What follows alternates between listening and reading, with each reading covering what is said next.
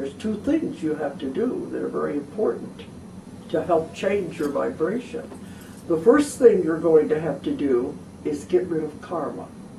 Karma is what holds you to the old earth. You've got to get rid of the karma out of your life.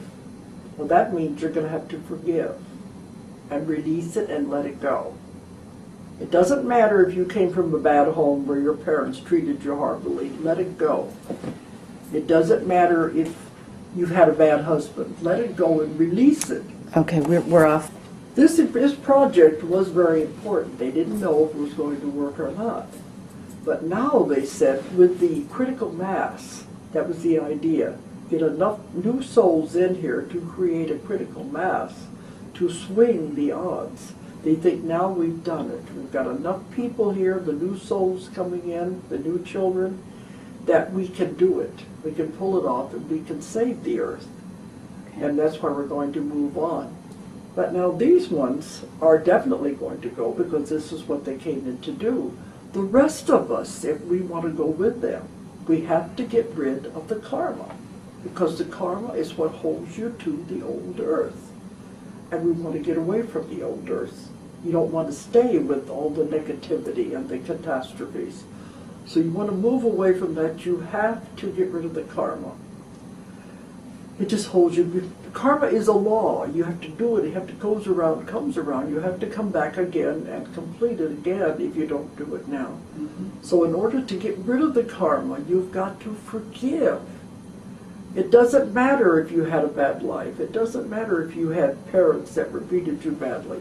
You learned the lesson. It doesn't matter if you have a horrible husband. You've got to let it go. You've got to release it. The way to do it is release it and forgive them and let it go. And they say, how can I forgive them? You don't know what they did to me. But you have to do it if you want to move into the new earth. So you have to do this even if they have died. You do it on a mental level. I forgive you, I release you, I let you go. Then you have to forgive yourself, which is also not easy. Those two very important things. You have to get rid of the karma if you're going to go. Then you have to get rid of fear. Fear will hold you back. It will hold you to the new earth, the old earth. That's why they said you have to look at things with a different eye. So you don't buy into the fear. The government, the church, everything is controlled by fear. Think for yourself. Ask lots and lots of questions. Then make up your own mind. Don't give your power away to anyone. Okay, well those are wise words, and I That's what they wanted that. us to know. If you're going to go, you have to get rid of those two things to change yourself, to move. Well, that makes perfect sense. Is there anything else that perhaps they've told you, or that you think maybe in other interviews that you haven't had a chance to really reveal that you would like to? They've told me so much. That's the thing. I understand. Because that's what it is. It's taking your baby steps to get into this. Mm-hmm. Because when they started out with me 30 years ago, they said it was like spoon feeding. They can't give you the whole thing at one time. Uh-huh. They said it's just like a baby. You don't give a baby a 3-course meal. Sure. You start out giving a baby milk, cereal, crushed vegetables. You don't give a baby a steak. So you can only give it what you can handle at any certain time. What about the what we call the powers that be? Have they talked to you about the powers that be and how they will make the transition or not make the transition? You mean the government? Yes, the government. People that have actually done, had an agenda on the planet, imprisoned people, basically They've created karma. Abuse people, exactly. They've created karma, so what do you think they're going to do? Okay, well, I just wondered if they had been more specific in regard to some of these people. They've talked a lot about those because that's what they said, don't buy into it.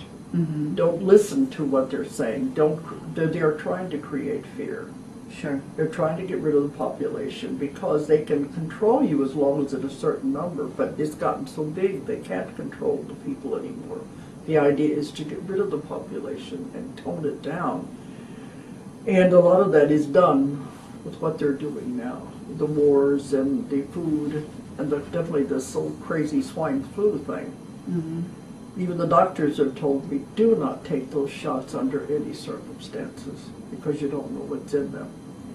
But those people are creating fear. When you create fear, you create a great deal of karma. Mm-hmm. And they create a great deal of karma with what they're doing, so they are definitely not going to go. Okay. So they're not going to be happy about the whole thing. But they did say Obama is a late bringer. Did they? Okay. He's got a big job cut out for him. Uh-huh. But that he's not one of the others, so that's important. Sure. He's here at a very important time. And do they give you information about what might happen, in other words, steps, that things, events in the future, certain events? Well, I've written 3 books on it. On the planet? Yes, on the Conversations with Nostradamus, where we interpreted all of the 1,000 quatrains of prophecies. Oh, okay, and I haven't read that book. So There's three books. Was it accurate, the information it's you got? extremely accurate. It's felt? the most accurate interpretation there's ever been. But the thing is, we are changing the prophecies. Mm-hmm. Because he said, even in the books, if I tell you the most horrible things you can do to each other, will you do something to stop it? Because that's the idea. If you tell someone the future, if they can make changes. Because the future is not set in stone. It all depends on the decisions that the people make in your own life. The decisions you make can make a big influence. Because he said he saw time going out in branches, many different timelines that you could go on. Okay. They would come into what he called a nexus point. At the nexus point was an event that had to occur. And from there on, it branched out again. So if you knew which path you were going on, you could change the future. And he said you don't know the power of your own mind. That's why we can control the future. If you can focus on what you want, peace and harmony, you can have that. But if the power of one mind's mind is that powerful, imagine the power of group mind. You get groups of people focusing on peace and harmony and what they really want. The power of group mind is not only multiplied, it is squared. So the power is tremendous. And that's what I've been doing for the last 20 years, traveling all over the world, getting people to focus on that, and we can change the future. And that's what we're doing. That's why the prophecies have changed, because we are going in a different direction. I see peace and harmony.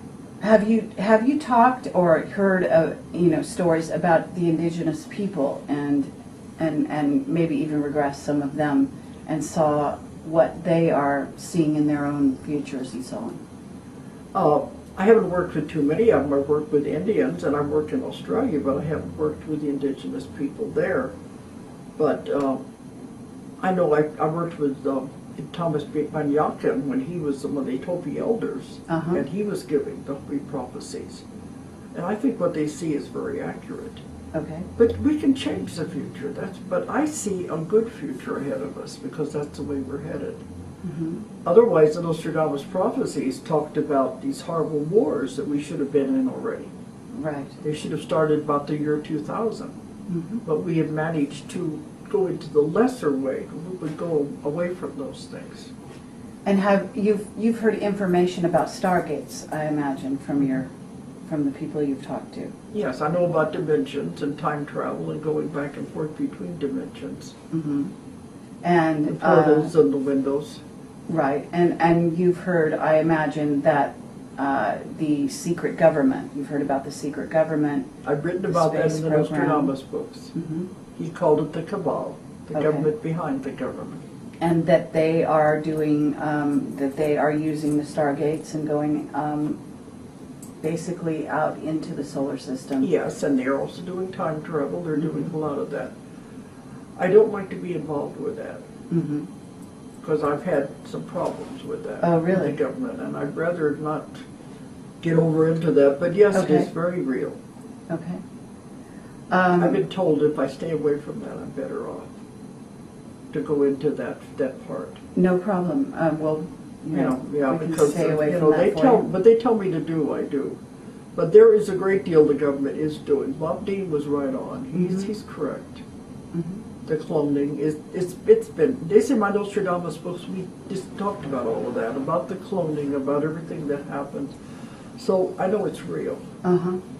and the government behind the government. But I just don't want to focus on that. I understand. So as far as the people that you're talking to now, do you feel that there's a new bit, there's sort of a new wave of information coming at you at this time from the people that you are interviewing? Or do you As feel far that as a it's new word. building? Well, I guess And what I'm being asking, waves. is it, in other words, because it seems like in your books there's a progression of information, that it becomes perhaps more sophisticated, more intricate. Yes. And I was just wondering if you're coming across some new things now that you Oh, maybe definitely. haven't